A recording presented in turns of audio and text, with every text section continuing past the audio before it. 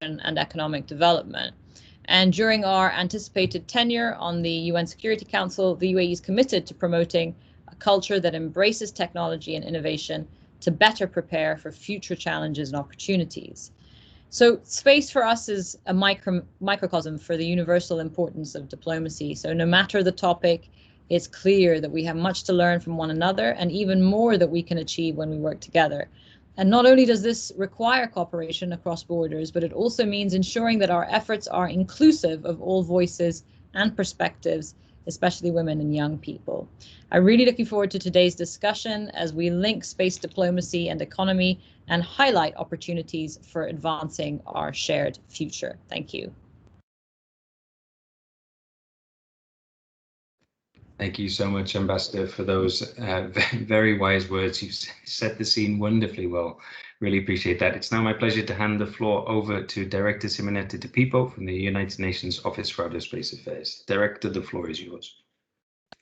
Thank you very much, Ian, and a personal welcome to all the friends that I see in this event, including the two ambassadors and the minister.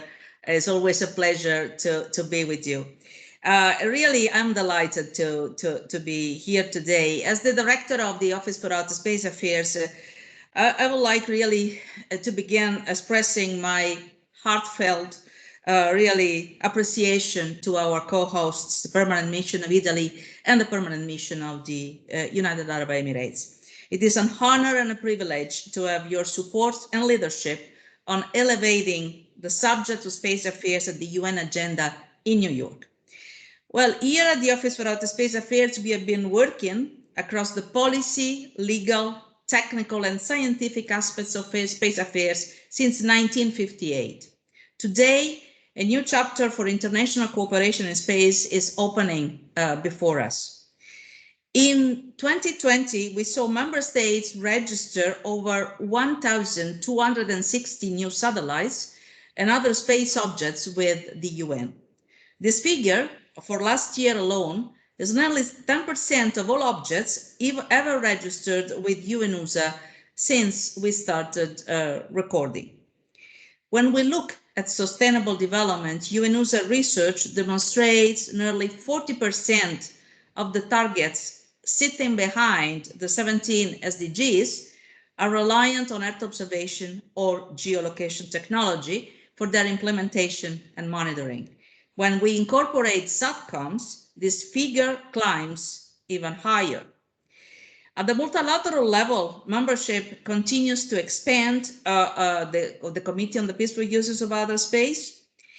And really, what I would like to mention is that I had the target last year to reach 100 members in the Committee on the Peaceful Uses of Outer Space. It's not written anywhere, was my personal and my team goal. Unfortunately, the COVID-19 pandemic put a sort of a standby to us. You know that the committee is the committee in the COPOS is the committee in the UN, which is the fastest expanding policy-making body across the UN.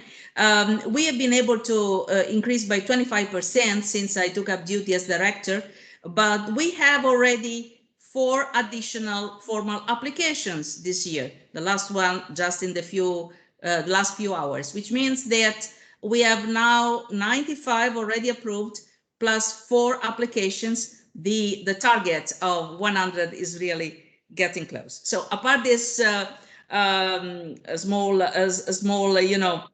in bracket mention of how fast this is growing COPOS, I would like to say that the office is really placed at the crossroads for the international space community. And from this standpoint, there's simply no other way to put it. The global space economy is blooming, has been said already several times, but I want to reiterate the concept because today space is so much than the cinematic images of deep space exploration. Because whatever, I mean, from using ATMs and cell phones or dealing with agriculture and national security interests, our dependency on critical space infrastructure is already set. And I would like to underline this point. Critical space infrastructure, we have to really start focusing on that at policy decision-making level. Indeed, never in our history have we invested so much capital in space. Never before has our social and economic systems been so reliant on space. And never before have we seen so complex an ecosystem of actors conducting space operations. In the face of such levels of investment, reliance, and complexity, it is only prudent to ask ourselves, are international cooperation efforts on space also expanding in parallel? I believe this is really an important question. I would say in parallel and with the right speed, because this is also something extremely important. Indeed, the space becomes more congested and contested. Upgrading our space diplomacy efforts is integral to realize a safe, secure, and sustainable future for the global space economy over the long term. For example, do we always know who to contact if our satellite's orbital path is set to cross another satellite? I can do that. Is this your lawyer? Does every object we launch have the means to be safely deorbited at the end of its life cycle? All the objects that we register, do we register them in a timely fashion at the UN level? Not because of the UN, but do we, let's say, collect notification from member states in a timely fashion, which should be more in line with the current situation? Well, now is the time to redouble our efforts. We must expand awareness and understanding of space activities well beyond those who are immediately involved in the sector. We have to expand the user community in a way. And also, as I said, the policy and decision-making processes must have space at the center. We are really working tirelessly within our mandate and limited resources, sorry to say so, to facilitate such proactive multilateralism. We ensure cooperation between all space actors is really the fact that we need space diplomacy ready for supporting the growing space economy.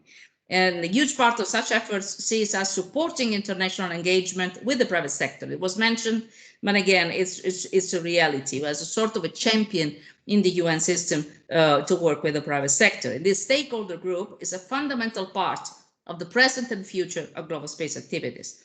And that is why it is such a pleasure to really convene this distinguished range of public and private sector representatives from across the international space community. Today, we will hear insights on how integral public-private partnership is to space activities. We will also draw on expert views on the current trends in the global space economy and ultimately how international cooperation is set to define the future of space activities. The issue we touch upon in the next 60 minutes will not be solved, obviously, by one conversation alone. We require continued and consistent engagement over many years to come. Well, thank you once again for co-hosting, for your leadership. Thanks to our speakers for their insights, and most importantly, to our participants for your interest, engagement, and commitment to working with us in delivering a bright future for the global space economy. Thank you very much for listening. And thank you, Director, for those wise words. Really appreciate that. And with those three opening remarks, we've now completed the first welcoming section for this event today. Okay, great. We're now moving on to the space agencies part, and it is my honor to call upon the first speaker in this section, President Giorgio Sacoccia from ASI. Please, sir, the floor is yours. Thank you very much. Hope you can hear me well. Perfect. Very good. First of all, I would like to thank the two ambassadors, the permanent representatives of Italy and the United Arab Emirates to the United Nations. Of course, my friend Simonetta Di Pippo for the organization of this and the invitation to this event, which I believe is absolutely appropriate and timely for the moment that we are experiencing.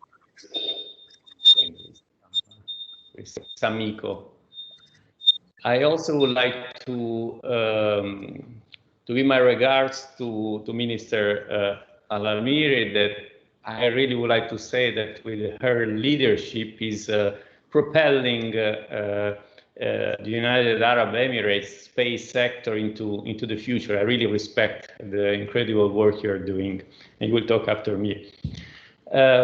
We've been asked as agencies to say a few words about the current perspective on public and private collaborations in the space sector.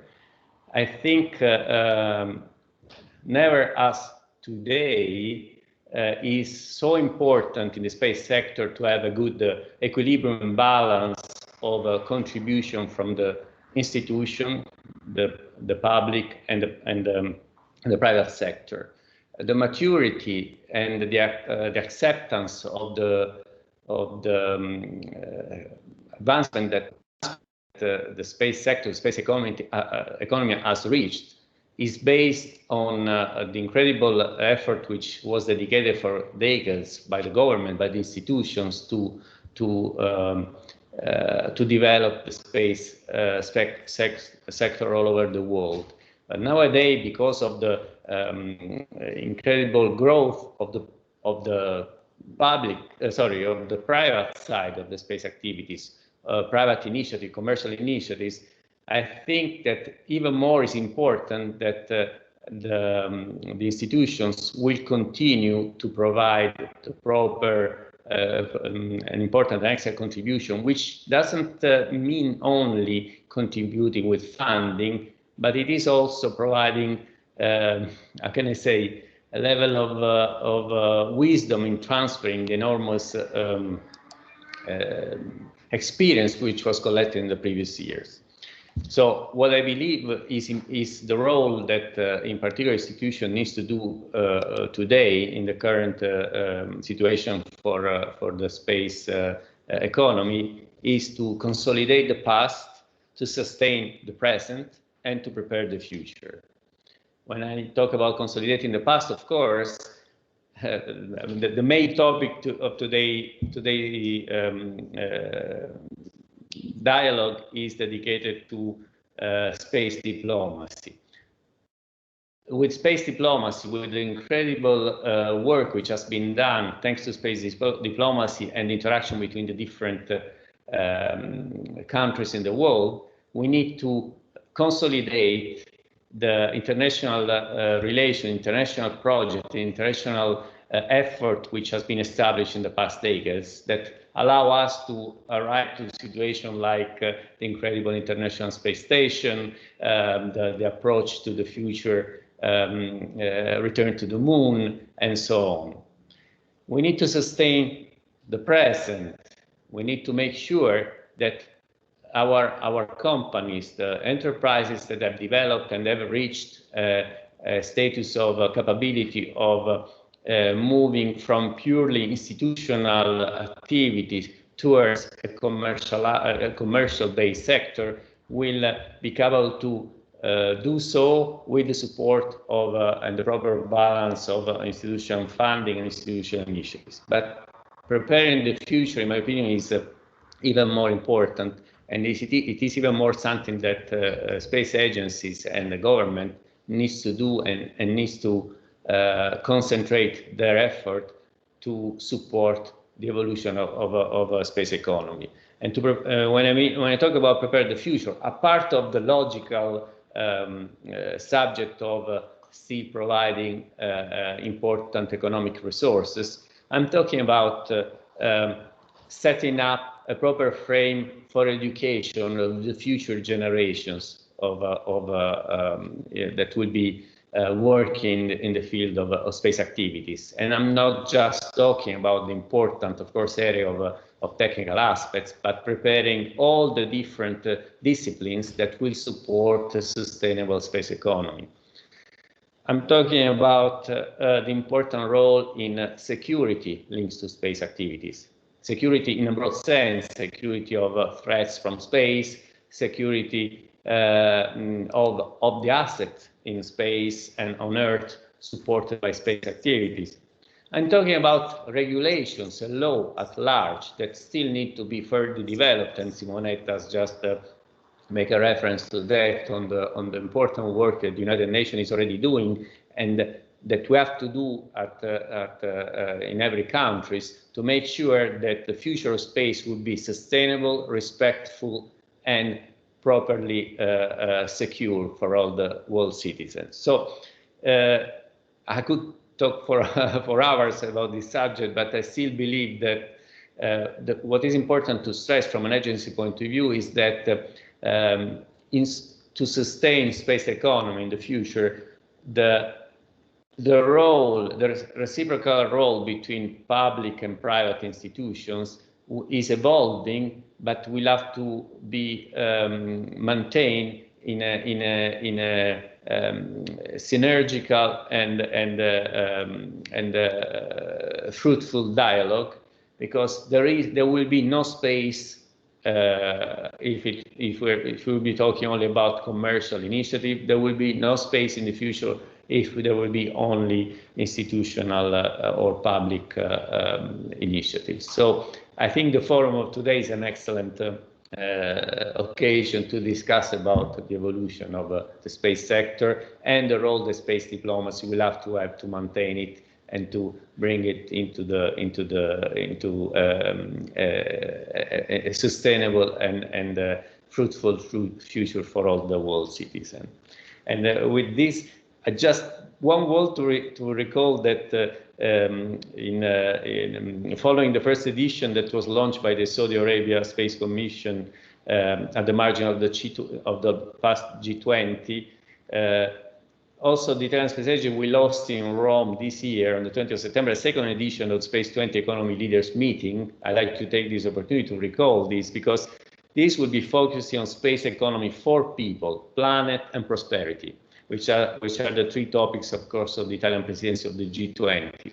We do this not only for the 20 countries that participate to the G20, but is an initiative which is intended to support the subject of space economy for the benefit of a global economy of all the countries developing and emerging for the future. And just to finish, of course, I'm looking forward to be in Dubai for the Expo and for the International Astronautical Congress. And I think it's the perfect time to pass the word to my colleague, the Minister Al-Amiri.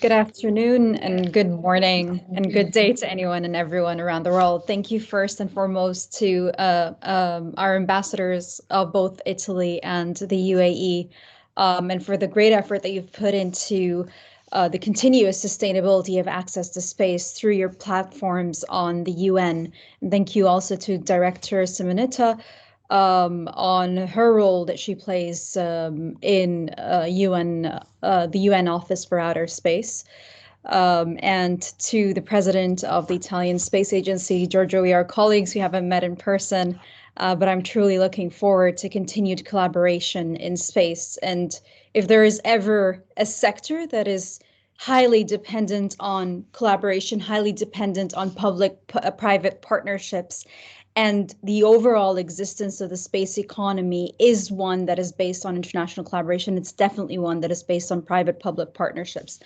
The Emirates couldn't have established its space sector without a private and public partnership. But more importantly, ours spanned continents and it spanned different nations between both the private and public sectors.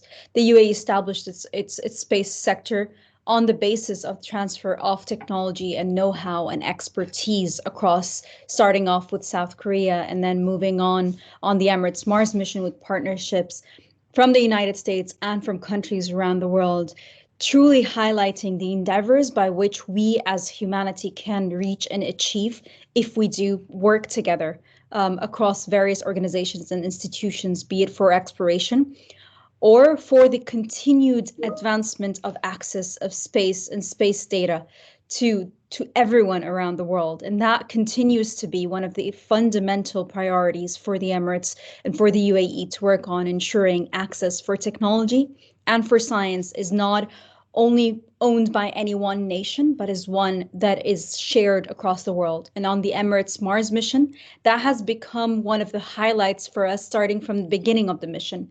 First, ensuring that our very first planetary exploration mission is one that will provide unique scientific data. We did not go down the path of having a technology demonstrator, but rather ensured that this mission fills in a gap of knowledge and addresses questions that haven't been addressed by any other mission before. And to further solidify that, we ensured that the data from this mission is publicly available to scientists without an embargo period. It will require for us a few months to analyze the data. We have started our science mission a few days ago. And on the first week of October, we will be releasing the data to scientists around the world. They can access it, utilize it, analyze it, and support in addressing the questions that have been posed to better understand climate change on Mars, and allows it to further expand our understanding of climate change on our planet. As we continue with our space endeavor in the Emirates, we continue on focusing on diversifying our very own space economy to support our economy, but more importantly, to ensure that we continue pushing on the development of utilization of space assets and space data and space analytics, because it impacts every facet of our lives and addresses a lot of the challenges that we go through, especially with a large focus on Earth observation. And as we continue to do that, we ensure not only nationally that we've established and developed public-private partnerships, but ensured that our space economy is actually supported for the long haul.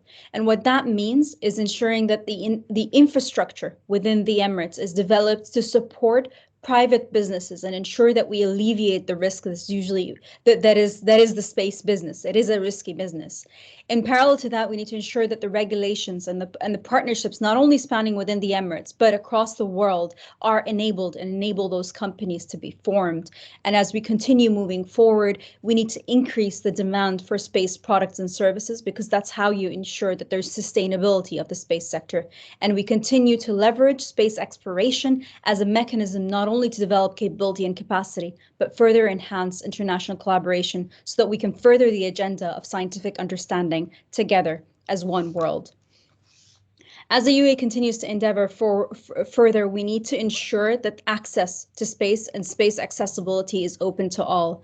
And that means that the development of the overarching practices, be it on an international level or national level, needs to enable countries to access space rather than inhibit countries from accessing space. We need to ensure that those that are not able to have space assets have access to the necessary space data, especially if we're talking to Earth observation, because it impacts and tackles most of the major challenges that we are faced with. And it's that large drive on space products and services, space analytics, and continuously driving forward partnerships across several sectors and spilling over the importance of the space sector to other sectors so that we can continue enhancing and sustaining the development forward. Without partnership across the world and without partnership within countries, we as a nation couldn't have been able to achieve what we have achieved in a very short amount of time. I recall starting work in 2009 in the space sector in the Emirates, and today the vast development and the vast expedited development that we were able to go through was only enabled and enhanced by international collaboration, by leveraging on expertise across the world, but more importantly, by innovating the approach to design and development for various missions. And as we continue moving forward, I look forward to working with both the UN and my counterparts across space agencies across the world to further enhance collaboration in exploration, to ensure that space is utilized for good, and to ensure that data that's coming out of space reaches those that need it to further enhance development and ensure that not only are we able to achieve the SDGs and contribute to achieving the SDGs through the utilization of space and the space economy, but we continue broadening the number of players that can access space, because only through innovation can the space economy be sustained and can the space economy support the development of various economies. I thank again the various participants and the permit missions of both Italy and the Emirates for putting together this very important topic of space diplomacy, because space diplomacy is one of the major enablers of the space sectors around the world, be it both for achieving national agenda, but more importantly for achieving the global sustainability of the space economy.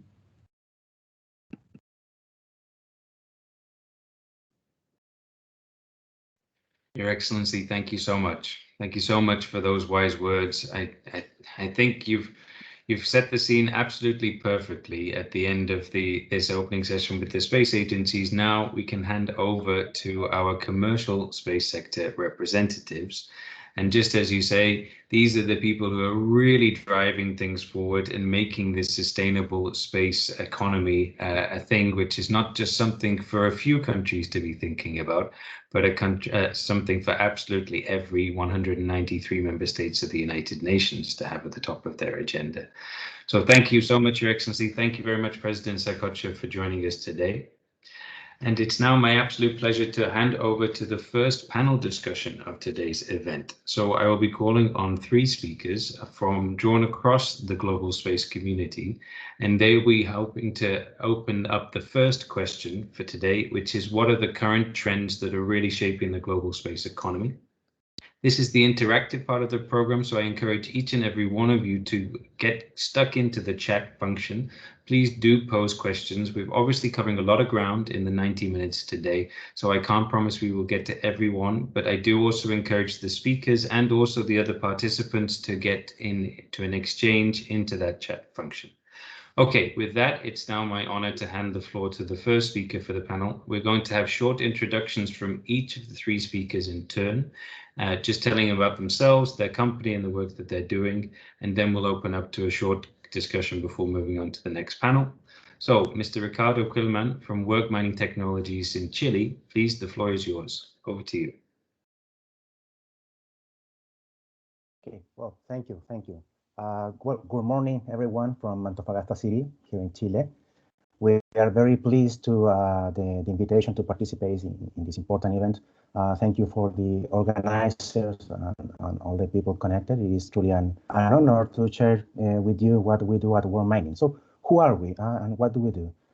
Work Mining is a company located in Antofagasta in the north part of Chile. We are open offices in Australia and Germany. By proximity, we are looking forward to actively participate into the Luxembourg space sector as well. And what do we do? We started as a traditional company providing industrial services to the mining sector here in Chile. But in recent years, we moved into 3 main areas. The first one is innovation for the mining industry. The second one is the development of solutions for the energy sector, particularly the hydrogen market. And the third one is space mining, which is the heart of the space program. Well, it's mining, space mining. Why Chile and why space mining?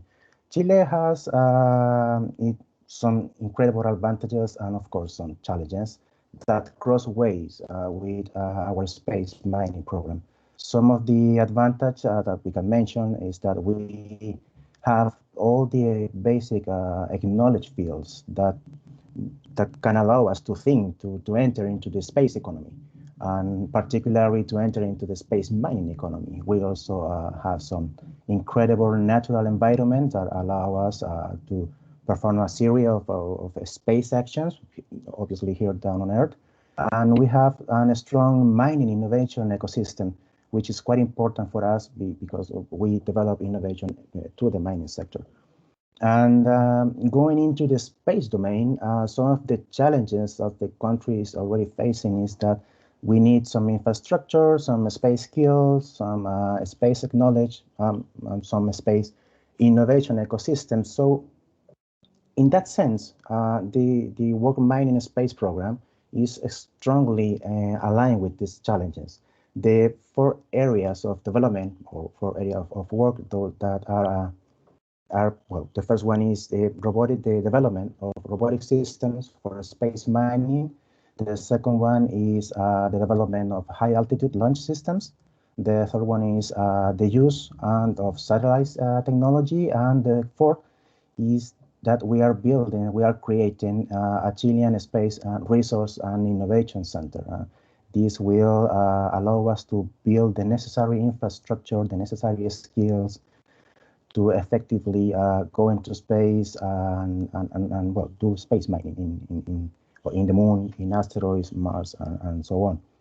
So we strongly believe that this lines of work can help to solve some of the challenges that the country already face. But it is also these lines of work are also related with the future trends, some future trends in space, particularly in terms of space resource. We see, in general terms, some three major trends. The first one is regulatory, and the second one is the economic trend, which obviously has a huge social impact. Here in Antofagasta, or in Chile in general, sooner than later we will have to have that conversation, and it is quite important to have that conversation. And the last one, the technological trend, it is quite important. The technology development trends for the space mining and its self-sustaining development of the sector it includes some three major technologies development that we believe that are quite important. The first one is robotic systems, all the things that a robot involves, the need for intelligence, the need for data analytic capabilities, and the need for modularity and other few characteristics. The second one is transport. There is a need for transport systems in the space mining sector. And there is also the power or energy systems. We believe that those three are of great value to effectively mine resource in space. And with important resource, valuable resource in space like water, for example. So in summary, world mining is looking into space. But we are also transferring all these innovations, all these systems, and all this business model into the domain of the earth mining sector. Commercially speaking, it is quite important for us to be able to effectively transfer all this technology to be able to make businesses, of course, and move forward with the space mining program. And as a conclusion, well, there is something very, very important that we are aware of, is the space debris issue. It is quite important to take some important actions to have effective actions. We don't want to see that becomes a future problem for all of us, actually. So, and well, that's it. Thank you very much for your time. If there is any question, more than happy. Thank you so much for those remarks. I mean, you touched on so many points there, skills, as well as the technology and the international cooperation and the need to sharing those skill sets also being crucial. You also touched upon that long-term vision, the fact that you can't really do space activities overnight. It takes planning and it takes a multi-year approach. And that obviously means that cooperation at the international level has an important role to play. Thank you so much for bringing those points out, and we're looking forward to hopefully coming back to you with some questions from the participants. Okay, now I'm going to hand over to the next speaker for this first panel, which is Mr. Kefir Dmari from Space IL in Israel. So Kefir, the floor is yours. Over to you, sir. Thank you. Thank you. And thank you, first of all, for this amazing opportunity and honor to be here with you. So thank you to all the organizers and for inviting us to talk here. My name is Kefir Dmari. I'm the co-founder and the deputy CEO of Space IL. Space IL is a non-profit organization that works to inspire the next generation of scientists, engineers, and dreamers through big, challenging missions in deep space. Our first mission was Berashit 1, the first Israeli spacecraft, the first private spacecraft that reached the moon. It started in 2010 as part of the Google Lunar X Prize competition. When we registered, it took us around 9 years to get to the point that we have a working spacecraft, to launch it to the moon on April 2019, we were able to capture the moon, to make Israel the 7th country in the world to do so, to become the first private organization to do so, and later on the first to try to land on the moon. Unfortunately, during the landing process, due to a few malfunction, we weren't able to land successfully, but we managed to reach the moon, but also had other accomplishments, because the mission was to get to the moon, but the vision was, again, to inspire the next generation. And besides just engineers, we had educators, we had hundreds of volunteers, and together we went into classrooms. We've met more than 2 million kids and inspired them to go and study science, technology, engineering, math, and also to understand that they need now to follow their dreams. Today, we're working on a new mission called Berashit 2. It will have 3 spacecraft flying together. 2 of them are going to be landers that are going to land on 2 different locations on the moon, and an orbiter that will keep orbiting the moon for a few years and will become a platform for educational activity, where we're planning that children from all around the world will be able to connect to the orbiter, get information, take part in the scientific mission in deep space, and basically take their first steps in space engineering. We're right now in the process of building those partnerships, and we're open to anyone who's interested. And we're planning to launch the spacecraft in 2024. Now, regarding the questions and the trend, I would say that looking at the trends today is interesting, but if we realize that they haven't started today, it's more interesting, because if we go back to 2010 when we started, even companies like SpaceX and Blue Origin, although they already existed, Blue Origin, for example, haven't launched anything into space in 2010. SpaceX didn't have the capabilities of landing all the boosters. And in the last decade, we see a lot of advancement in the technology. We see the fact that private organizations, of course, are taking the role that only government took until today, and crucial role. This leads, of course, to the reduction of the cost. And the reduction of the cost is so critical that we have high schools in Israel. They are building their own satellites, their own CubeSat. They're already launched a few. We see a renaissance of missions into deep space. It's not just the moon. It's, of course, Mars. And we've seen amazing missions now on Mars. But just as now governments are going back to deep space, we'll see the role of those private organizations again taking a crucial place in the mission in deep space. And to my last 2 points, one is the fact that it's not just about the advancement of the space engineering and the advancing in technology there. It's also about the infrastructure. Just as today, you know, everyone can take their own credit card and log in and buy computer cloud services online.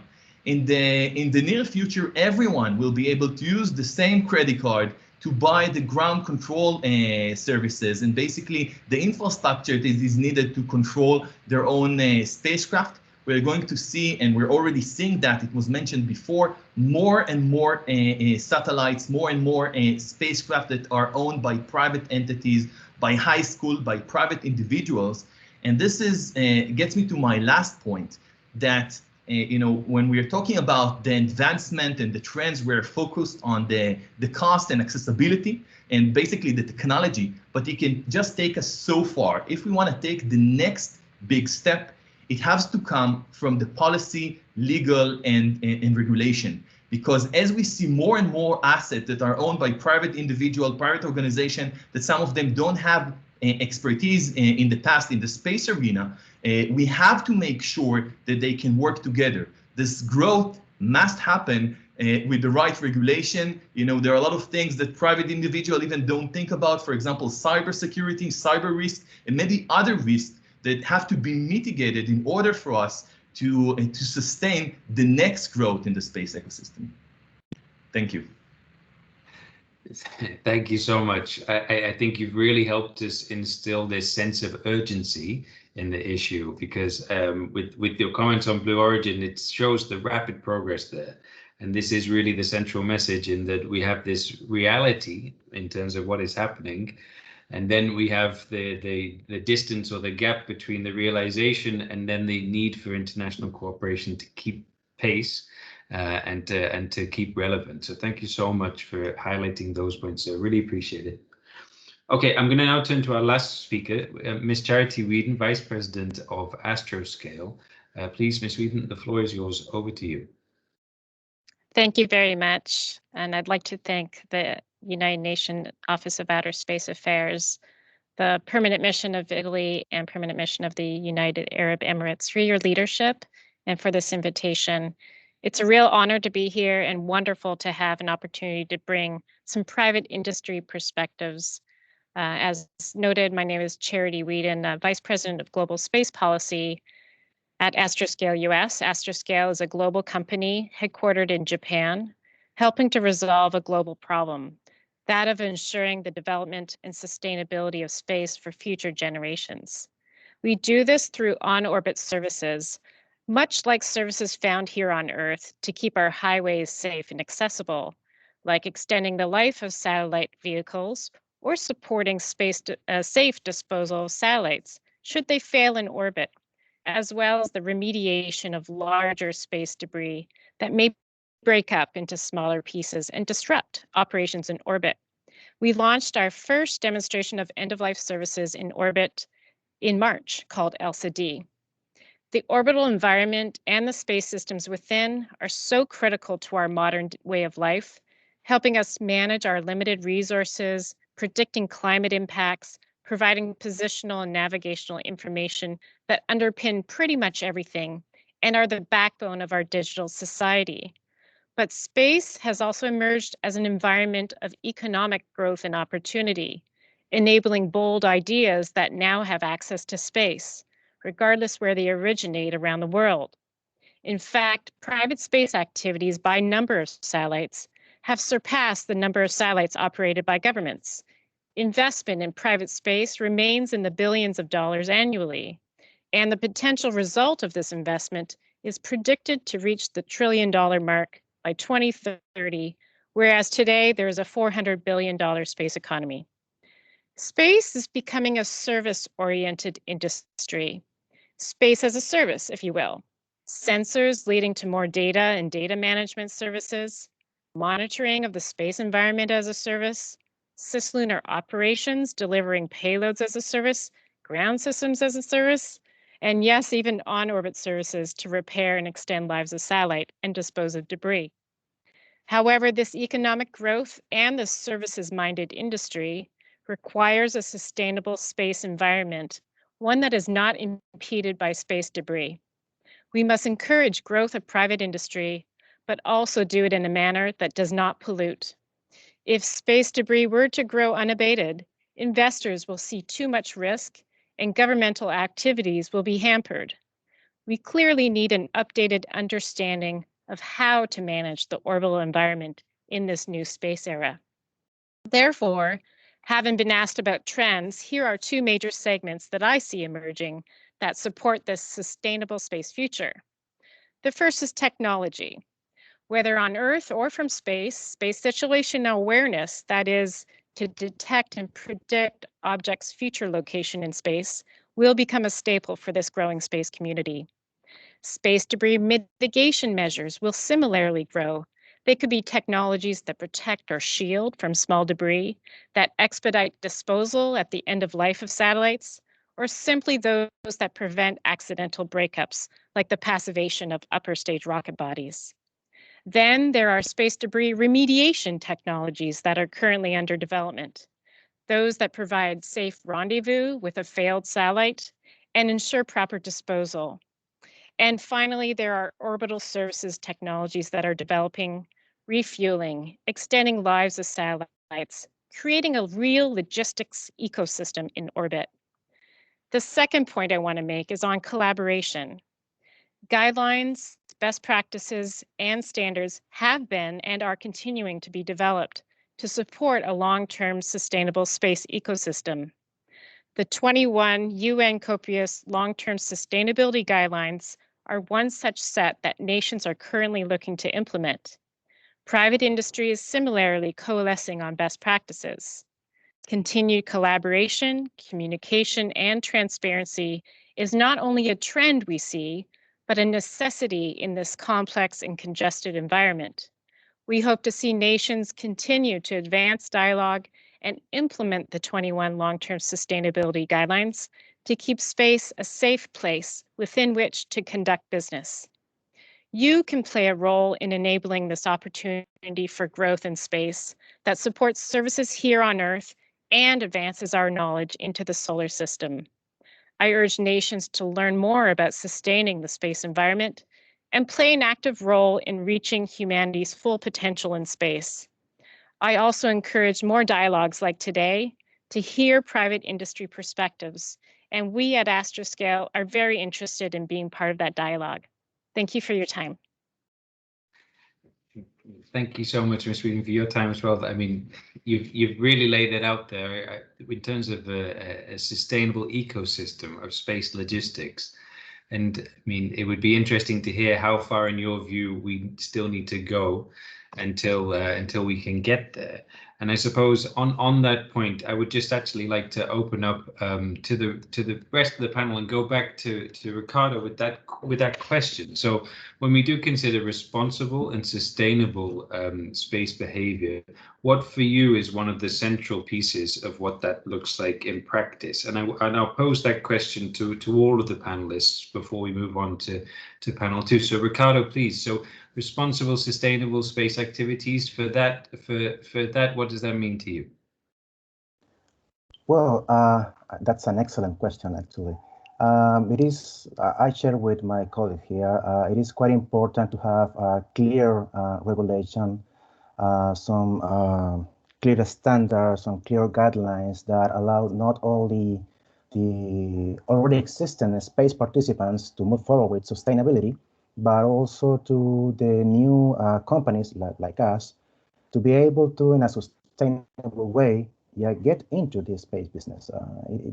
That's critical, I think. We can talk about technology and the development, how we can develop technology in order to be environmental friendly and so on, but I think that's a second stage. The first one is we need clear guidance and clear standards and regulations. Perfect. Couldn't agree more from at least the UN point of view. Thank you so much. So Kefir, over to you with the same question, responsible and sustainability. What's that mean for you? And again, I totally agree, and I truly believe that, you know, in order for us to build an environment that everyone can work together, we will have to find again, to the point of building the right policy and building the right rules and the right guidelines in order for us to work together. You know, it's not just a place of governments now. It's a place that we have many different types of players that will have to work together and build that framework that will allow it. I think that is one of our biggest challenges today. Absolutely, and we look forward to making that framework and supporting you in that process. Ms. Whedon, same question to you, please. Yes, a very simple question with a very complex answer, I imagine. So here's some things that are accessible today for us to do to get to that sustainable space future responsible behavior. Sharing of orbital information. When we are more transparent about what we're doing and where we are in space, we can prevent mishaps. We can actually coordinate and make sure space is more safe to operate in. Understanding the full risks of a system. So understanding your technology and what the impact on the space environment will be. I don't think we're clearly there yet, and there's more to do there. Committing and following international guidelines. There are already really good guidelines out there. The IADC has a set of them. I think the UN Copious adopted guidelines as well on best practices in space. But I would encourage folks to go above and beyond, right? So these things take a long time. So what can you do today? go beyond the guidelines and excel and push the limit of how we can be more safe. And then I absolutely agree. We need common rules of the road. As you know, someplace in the world, you drive on the right-hand side, some of you drive on the left-hand side. We're in the same boat in space. We don't really know what the normal responsible behaviors are. We need to get together and come up with a set so we understand better what each are doing. And then continuing to invest in technologies that support space sustainability. This will be a technology-heavy lift as well, in addition to those policies. Absolutely. Thank you so much. So what I'm hearing from all of you is that need for clarity in the regulatory environment, need for sharing information, what you just said there at the end, between the investment in the technology and ultimately that predictability in terms of what's happening and when. And then with that level of awareness, we can all cooperate much more. I think they're very wise words. Thank you so much for that. And thank you so much to all three of you for joining us today. Some really exciting work going on, and all the best to each and every one of you in your endeavors. So good luck for the next couple of years. Fantastic stuff. Thank you. Okay, so I am seeing some of the questions coming in on the chat, so I think people were perhaps a little bit shy. So please, speakers, do engage and get on. As I think our director said right at the very start, these things won't be solved in one conversation alone. So do feel free to get connected and keep talking after this event as well. Okay, great. I'm now going to hand over to the next panel, where we're going to start looking a little bit forward. So where we kind of ended there in terms of asking the question of what we need to really be doing today to make sure that all of this excitement that's happening in the global space economy is going to be continuing for many years before. So it's now my absolute pleasure to hand the floor over to Mario Cospito from Avio. Please, sir, the floor is yours. Thank you. Thank you. Thank you very much. First of all, good morning, and thank you for inviting me at this very interesting webinar. I greet also the other participants to this panel. As you said, I represent today Avio, an industrial leader in space propulsion. But I'm also a professional diplomat and temporarily assigned to Avio with a task that I think perfectly matches with the title of this webinar. At Avio, we think that ensuring independent, reliable, and cost-effective access to space is a political imperative, not only, of course, for my company, but one that I remember is only one of the 2 European companies able to send its launches to space. Our launcher, the jewel of our production, is Vega, has performed so far 16 successful flights out of 18. The last one was on April 27 last, and the following is scheduled for the end of July next. We are specialized above all in medium payload up to 1.5 tons, and we bring satellites in a low orbit, Earth orbit, sorry. International competition, as many speakers have already stressed, has become very strong in the upstream space sector, and is forcing all the private public actors to be more costly efficient, or of course to count on institutional procurements.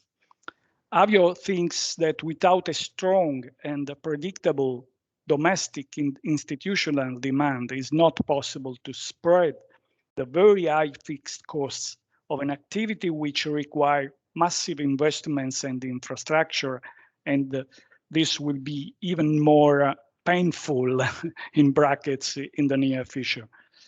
On top of this constraint, we are also faced with the emergence of new actors and disruptive technologies. We therefore think that government, regional, and international organizations should help industry to anticipate future market trends and needs. We are especially thinking at digital innovation, reusability, green propulsion, in-orbit servicing, and so on. The so-called constellation race has already started and will require a greater amount of launches per year, while research and development is developing new scenarios for the year to come in the space economy. As far as our sector is concerned, we have already developed the project of next generation of launches, from our current jewel, as I said, Vega, to its new brother, Vega C, which will provide more uploads at a less unit cost. For the last part of the decade, we are planning to launch the new model, Vega E, a more sustainable model thanks to its mixed fuel propellers, both solid and liquid, to get to the final model after 2030, Vega Light and Space Riders, which will afford a fast-growing trend of the demand, both public and commercial. Of course, a launcher is only a part of the space economy. Satellites and Earth services are the other important parts of the space value chain. Avio is therefore engaged to cooperate with international organizations and single governments to facilitate the satellite construction and its orbit destination. I'm glad to remember that Avio signed a partnership agreement with the Office for Outer Space Affairs of the UN in 2019 to contribute to the Access to Space for All initiative. As you know, the initiative will provide free of charge satellite slots for small satellites on behalf of developing countries.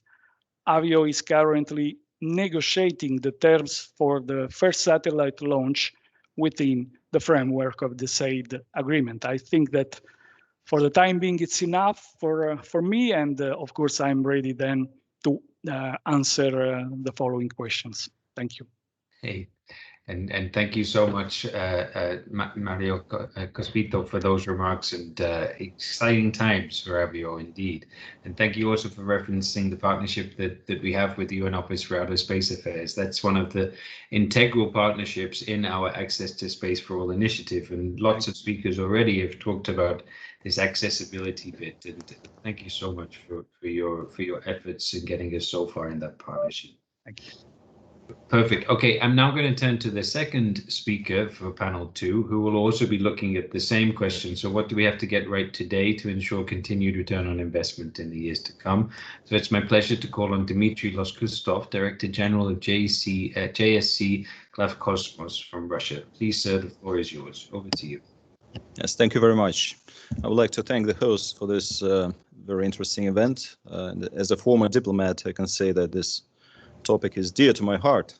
But as the head of Glavkosmos, which is a commercial arm of Roscosmos, which is also dealing with complex international projects such as OneWeb launch campaign, for example, I will try to be more down to earth. And in order to get somewhere, you have to make sure you know where we are. So what is return on investment? It is the profit earned divided by the cost. Let's take, did the moon race ensure the return of investment? No, but it did provide reasonable political dividends. But on the other hand, today we're raising brows looking at the prices of new super heavy launch vehicles, lunar landers, and spacesuits. But the same is relevant for the Soviet space shuttle. So these are just the two examples when technology was way ahead of its time. Just several years ago, the approach, do more while spending less, was just unthinkable for traditional bureaucracy and industry. And today, in light of the emerging new space economy, I think we must ensure the following steps. First, we must ensure top-level political support. For example, in my country, space industry is not just Roscosmos. Yes, it builds ground infrastructure, satellites, provides launch services, but it is just a small fraction of the space economy. Nearly everything else, like satellite operations, is under other agencies and businesses.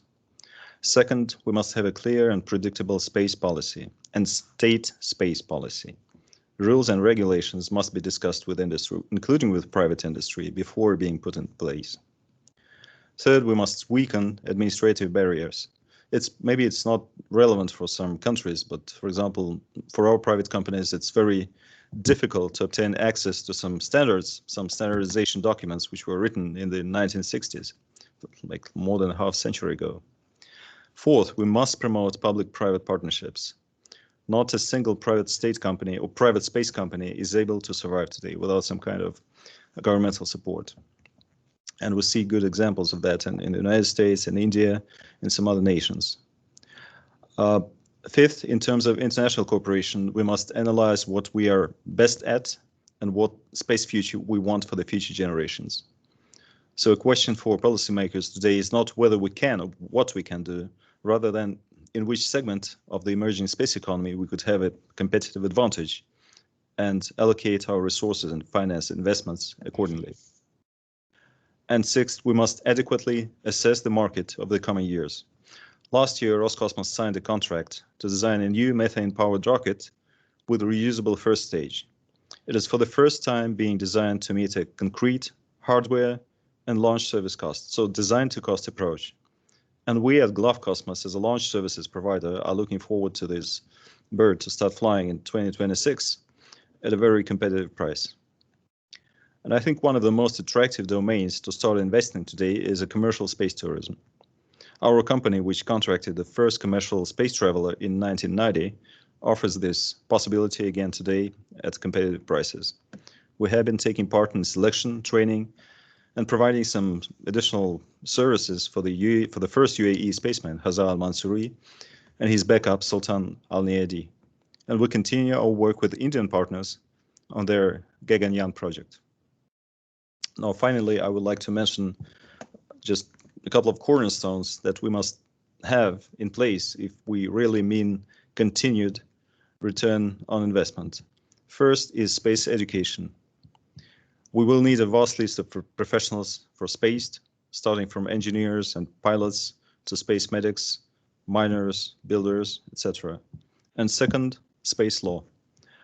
We will need to resolve conflicts somehow, from the settlement governance to mining policies, and that is why we will need, whether you like it or not, space laws and space lawyers. And with that, I stop at this moment. I will be ready to answer your questions if you have any. Thank you. Thank you so much, Mr. Lakostov. That was, fantastic. As you say, you really touched upon the fact that the return on investment isn't just economic. Space is social, it's political. And as you say, there's also a legal aspect. And with this complexity, then we get to diplomacy and the need for the diplomats to get engaged with that international cooperation to navigate through this complex environment, increasingly so. Thank you so much for breaking apart the issue there and just starting. I think it's clear that we could have a very long event just on some of the topics raised already. Okay, it's now my pleasure to hand on. And sorry, just before I do note that we're getting quite a lot of questions coming in from the chat, so please do get engaged there. I now turn to, it's my pleasure to turn to our third speaker, Mr. Narayavan, CMD of New Space India Limited. Sir, the floor is yours. Over to you. Thank you, Ian. Good afternoon, good day to all. Myself, Narayanan, representing New Space India Limited, in short, NSIL, the government company mandated for commercial space activities in India and to increase the reach of operational space systems across society and businesses. Today, there is a clear digital divide between developed or developing countries to less developed countries in the use of space-based technology, applications, and solutions. Multinational bodies like UNUSA play a crucial role to bridge the gap by bringing in knowledge sharing, capacity building, as well as sharing of spatial data and solutions. It could be in any area of space activity. There are also many initiatives by the global space agencies to reduce the digital divide, and India plays a significant role in its own capacity for spatial-based data sharing, knowledge sharing, and enabling space-based services. One such recent initiative by India was the building and launching of the South Asia satellite and providing communication applications with coverage for 6 South Asian countries. Earth observation data sharing and knowledge sharing on space-based applications and other examples which we undertake with many of the developing countries. Serving the society will remain prime objective of our national space program, and we expect the same from other states too. The current challenge to humanity is the ongoing pandemic. The role of space in educating the rural masses and their treatment across the world becomes very crucial. In this context, space-based teleeducation and telemedicine, which have been proven at grassroots level, needs to be enhanced. Geospatial platforms can also be a key resource that can play a significant facilitation of efforts. It needs collective efforts across states involving all their stakeholders. However, such efforts will be and are highly rewarding. Similarly, in the past also, whenever there were disasters or other events, space services have always come to the support. This, apart from all earlier experiences, clearly brings out the scope and need for enhanced and wider utilization of space capabilities for making life better on Earth.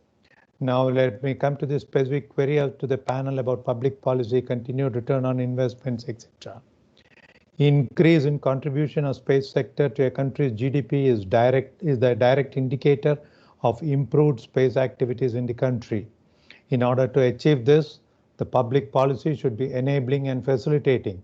This would make more opportunities for diversified industries to get involved in space sector, right from systems, subsystems, component making for satellites and launch vehicles to space-based applications, including satellite communication, navigation, Earth observation, etc., based on synergetic applications. Typical problems faced by industry are technical capability, investment for creating the required infrastructure, enabling policy and return on investments. In this regard, India has taken up a bold step towards constitution of the Indian National Space Promotion and Authorization Center in Space, an independent nodal agency for allowing space activities and usage of National Space Agency ISRO-owned facilities by commercial entities to capitalize towards their goals. It is also heartening that this agency acts as a facilitating and hand-holding body while permitting and regulating such commercial activities. ISRO is also making available the technologies developed by them to industry for successful adoption and commercial exploitation, and we are closely working with ISRO in this effort. Hensel or New Space India Limited, the company that I represent, has been mandated to increase the volumes and reach of operational end-to-end space services in India, at the same time extending possible commercial services to global customers too. We are executing this role well. As one of my earlier speakers mentioned, cutting costs is one of the major need to promote the space activities, and we are also actively pursuing these efforts. Over the years, space activities had been carried out under the watchful eyes of the member states, primarily driven by national programs, and the disciplined functioning had made way for a change from the highly restrictive regimes to a more conducive and facilitating regimes, in spite of concerns of dual use, infringement on sovereignty of states, etc.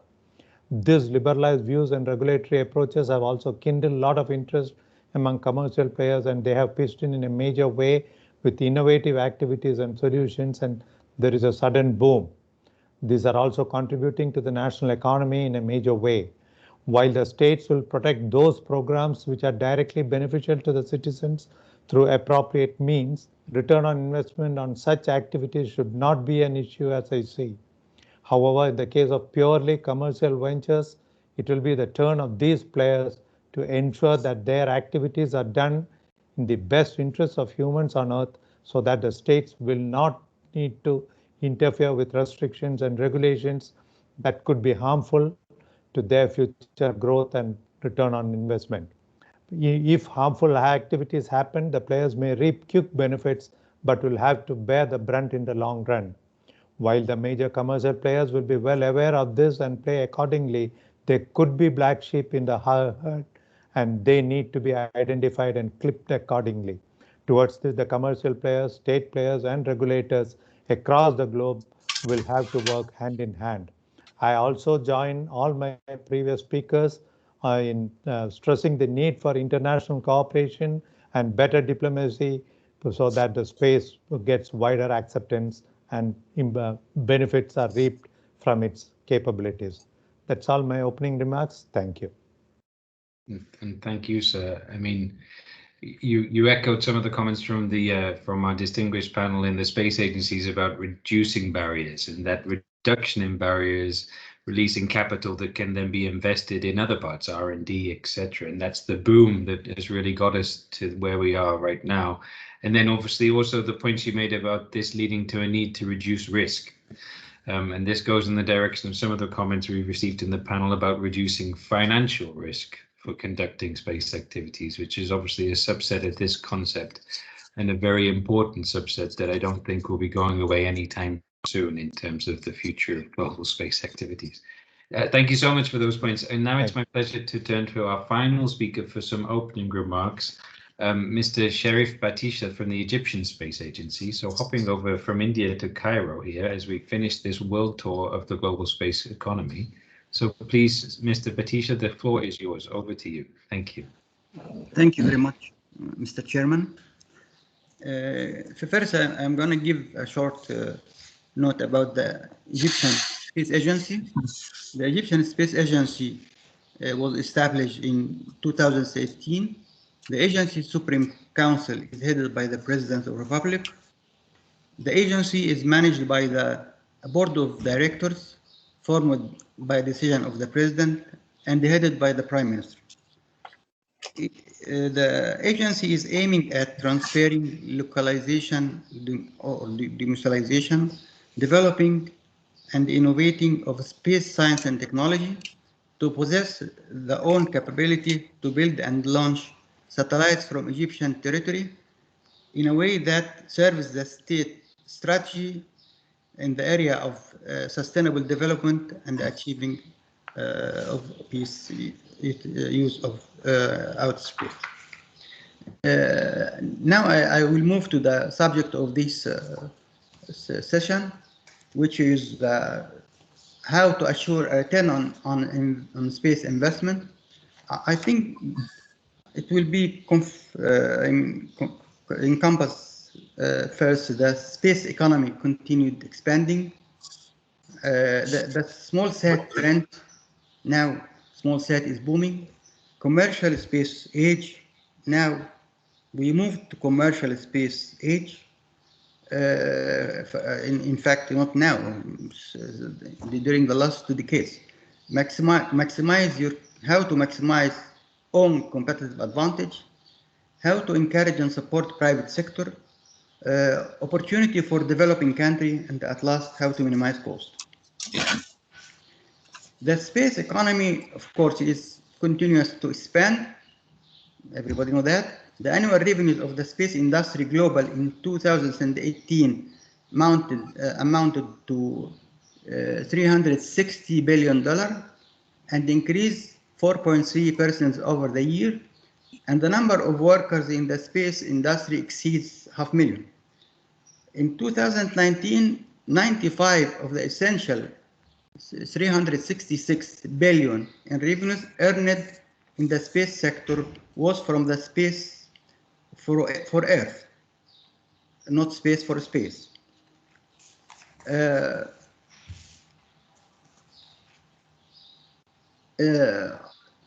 Euroconsult, for example, for marketing studies estimated that the space economy report, in its space economy report 2019, that the commercial value chain for the space industry in 2028 will reach $485 billion. Morgan and Stanley and Bank of America estimated that the economy of space for 2021 will reach $400 billion. In 2040 will be $1.1 trillion. For 2050 will be $2.7 trillion. The number of private sector, the small sat trend. Now we are in the small sat trend. Everybody is moving to small sat. Everybody is moving to constellations. So in 2019, number of private sector small sat providing commercial service exceeds 62 of the overall number of small sat. So the private sector is starting to champion this industry. SpaceX launched more than 1,000 small sat in 2020 alone in its Starlink project. Amazon is following that. A barrier to entry. But with the small sats, the barrier to entry diminished. So opportunity becomes within the grasp of every nation, every commercial business, and even institutions and universities. Business outcomes of that, the small sat business ventures of all types continue to effort. Okay. Small sat is booming, as I said. You don't have to. Of course, also small sat bring with it the small launch services and the communication, small satellite constellations. Aspiration, the private sector has its own way to tackle, and usually it's more innovative than the public sector. And for example, and even they created new areas of space technology like clean energy from space sources, exploration of rare minerals and ore in the asteroids, searching for water sources and others. And also the reuse of dispose of space debris, the relaunching, the reusing of launching vehicles, and a lot of things. Also the use of artificial intelligence techniques and of course, right now, the space tourism and interplanetary transportation. But you have to maximize your competitive advantage. Of course, to maximize, you have to build capacity building at the first issue. You said you have to set your priorities, align your goals, align. Not everybody can do everything. You know your competitive advantage, you know what you have, especially your capacity. And so you have to align you have to put your priorities, alignment to your goals. You have to assess values of each project. You have to identify urgent versus important. Something that's not urgent for the time being. Consider capabilities, competitive advantage, and budget. And consider all your stakeholders. You should listen to your stakeholders. Encourage, support private sector. It's very important to support and encourage private sector. The world is moving to private sector. Right now, the value of space industry for the private sector is 3 times that for governmental sector. It's more than 3 times, in fact. So the aspiration of private sector is very important. Also, the development of regulatory framework that give the private sector full chance to not to be as usually subcontractor as the early Apollo projects and so on. Opportunity for developing countries, of course, right now with small sat and with opportunity for small country is better. To minimize cost, we have to share resources because, in fact, we need a lot of money to make space industry. We have to use public-private partnership. The diplomacy, the space diplomacy is very important towards profitable international cooperation for both countries, for all countries. We have to focus on not on independent. The word independent is finished, but we have to focus on interdependent. Countries should work with others. Even companies should work with each other. Thank you very much. Thank you so much. Couldn't agree more. Not inter, but interdependence. That's a perfect way of putting it. Thank you so much, sir. Really appreciate that. Okay, now I'm going to circle back to our first speaker, if I may, because you've all touched upon something very important here, and that's the relationship between the government and the commercial space sector, because obviously that relationship is key to delivering successful return on investment. So my question back to all of you would be, in your experience, what's a good example of how that relationship can work well? So what should the public sector be thinking about when they want to build a strong, dynamic commercial space economy? What's that one thing which they should be at the top of their to-do list? So Mr. Cospito, back to you with that question, if I may.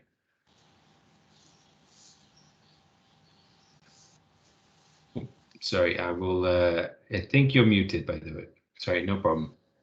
Sorry.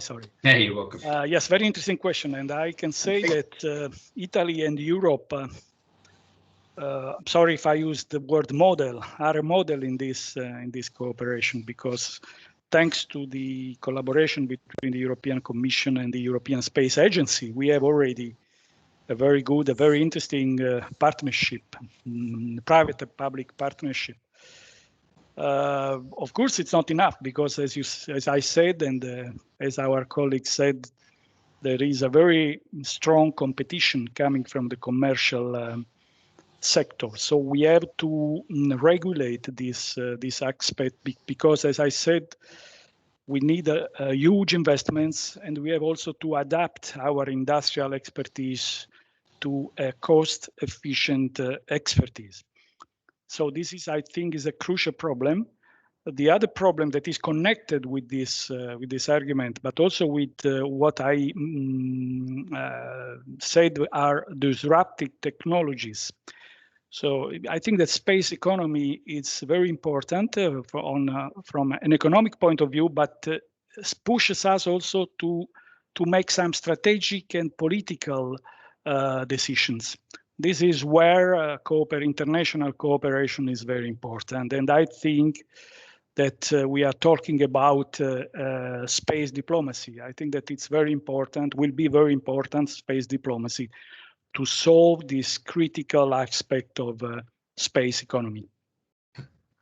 Absolutely. Thank you so much. Which is why we're here today, to get the fire and the rocket really firing. That important issue. So, Mr. Locusto, back to you with the same question. How, in your experience, what works well for building a strong space economy? Well, if we're talking about the local market or the state effort, so to speak, I think we should keep in mind that the new space and the old traditional space should be the two sides of the same coin, in fact, because you should not from the governmental perspective, let a private company compete on its own with a heavy industry, because it won't make sense. I mean, there should be some governmental support towards the new space. There are some examples in my country. I just don't want to spare time. I want yes, as we are speaking on the international platform, a very good example of our cooperation with our European partners is our cooperation with Arianespace, the European launch services provider. Just tomorrow, we're having another launch with them from the newest Russian civil spaceport, Vostochny. Another OneWeb batch of satellites is going to take off. And another project that we're dealing with is Guyana Space Center. We have built together a launch pad for Soyuz, and we have launched already 25 times from this launch pad. And we know that our European partners are positioning Soyuz in their line of rockets, starting from Vega, Soyuz, and Ariane. And it's very nice to see that this beautiful rocket is still flying. Hopefully, yes, thank you. Yes. It will be flying many more times. Thank you. I'm sure of that. 100%. Thank you so much. And as you say, there's lots of examples of how cooperation is being put into practice. I think it's good for our audience to remember that we're definitely not starting from scratch here in space. Like, the global space economy has been built on cooperation since 1957. Perfect. Thank you so much. Okay, right. So over to you, please, Mr. Narayaban, with the same question. What, in your experience, do people have to get right if they want to have a strong space economy?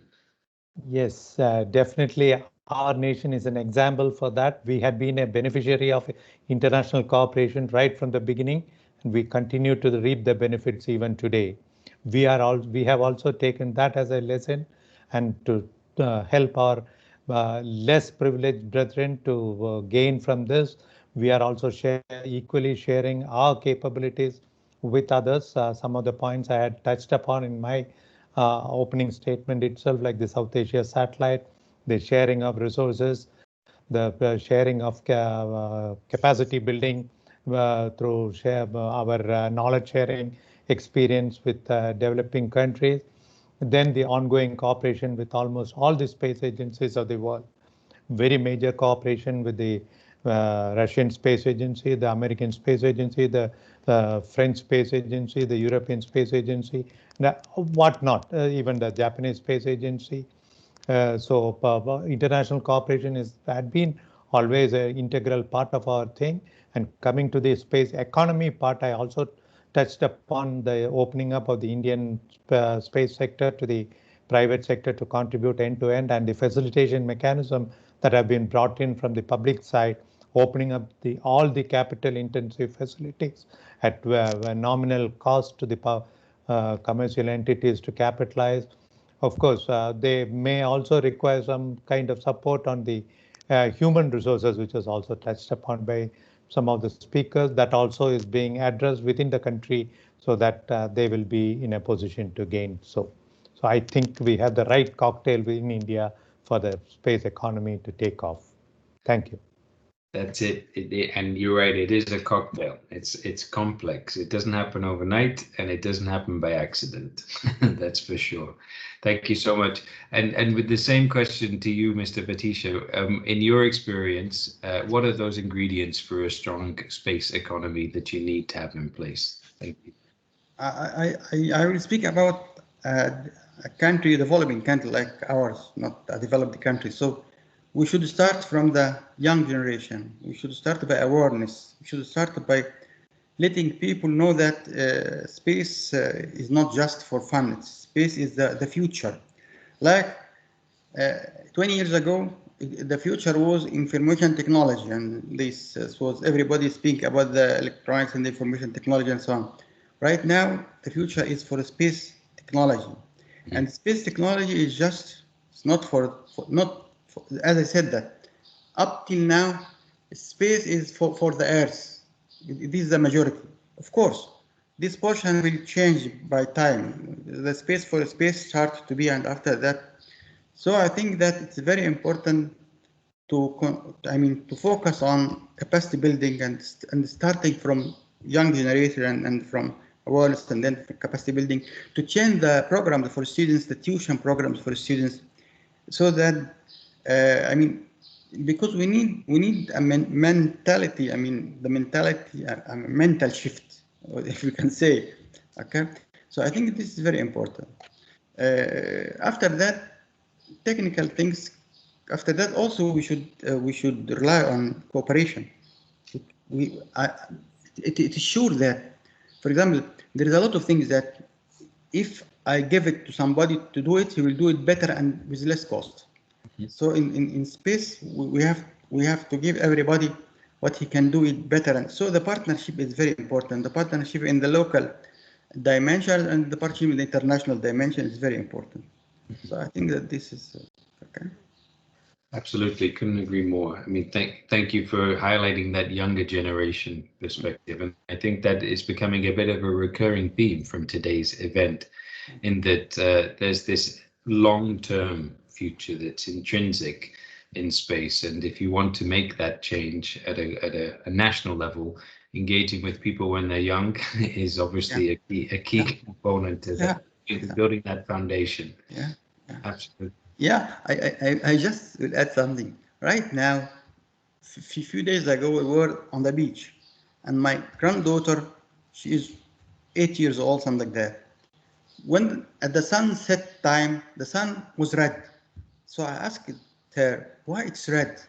She answered, well, she answered about the infrared and the red waves, and which is, travel for longer. So we started to change the problem. Okay. Brilliant. Thank you very much. I think she's going to get an A+ in her science homework when she hands that in. I hope, yeah. Well, thank you so much. I'm going to draw close to this second. We're running a little bit over the pre-scheduled time, but there was so much fantastic discussion. I'm sure nobody will mind that we went over. So please allow me to thank each of you for joining us for this second panel. A fantastic discussion right there. Okay, so I'm now going to wrap up because we're reaching the end of today's event, and just with a big thank you once again, going all the way back, it seems quite a while ago now, to our co-hosts of the permanent missions of Italy and the permanent missions of the UAE for bringing everybody together for this fantastic event. Thank you also to the two permanent representatives who joined us earlier, as well as the two colleagues from the space agencies, President Sakotra and Her Excellency Sarah Almiri, for fantastically setting the scene just a few short minutes ago. And now also thank you to our private space sector representatives for those two fantastic panels where we were really looking at what is happening right now in the global space community. And as our audience will have heard, there's some really exciting stuff. We're talking about private companies engaging in space mining, private companies engaging in lunar exploration and on-orbit servicing and establishing logistical hubs in the near-Earth economy. We then moved on to the second panel where we had another round, a tour around the global space sector, hearing about all of the exciting things that are going on in the Italian launch providers in Russia, in India, in Egypt. The main point here is that lots of things are already happening, but we don't have to think that people are starting from scratch in terms of international cooperation. Things are in place and things are working. So here at the United Nations Office for Outer Space Affairs, we were established in 1958. And since that time, the UN has been meeting and member states have been meeting at the UN Committee on the Peaceful Uses of Outer Space. The UN Office for Outer Space Affairs, ANCOPUS, is actually located in Vienna, not New York. It's a subsidiary body of the UN General Assembly. And the outcomes of these international discussions, which, as I say, have been taking place every year since the 50s, goes back to the UN General Assembly, and it reports to the 4th Committee of UNGA. So don't worry, we are, as I say, we're not building this from scratch. There are lots of examples of international cooperation ongoing all the time. Here at the UN Office for Outer Space Affairs, we're doing our part in linking the community, linking the private sector with the public space sector. We're obviously supporting the international government, intergovernmental discussions in COPUS. We also host an annual UN World Space Forum. The next one will be in December, again, right here in Vienna with co-hosts from the government of Austria. Of course, we do have to ask ourselves if we are investing enough time and enough energy into these important discussions. I think when we compare what we've heard today in terms of the magnitude and scale of the global space economy that's already in play, we do look across to some other sectors, for example, the nuclear sector or the ICT sector. And then do we think, is it comparable in terms of how much time we invest in diplomacy in these important sectors? And when we compare that to space, do we have to ask ourselves if it's enough? Okay, right. On that note, I just want to thank you once again for joining us all today. Please do keep in touch. As we said right at the very start, this isn't going to be solved with a single conversation alone. It's going to require multiple conversations throughout the years to come. And we certainly look forward to playing our part in making as many of those engagements as possible. Thank you once again from myself. Thank you again to all of our speakers and our distinguished guests, and also for each and every one participants who joined us. Please do keep in touch and enjoy the rest of your day. That's goodbye from me, and stay safe. Ciao. Bye. Bye. Bye.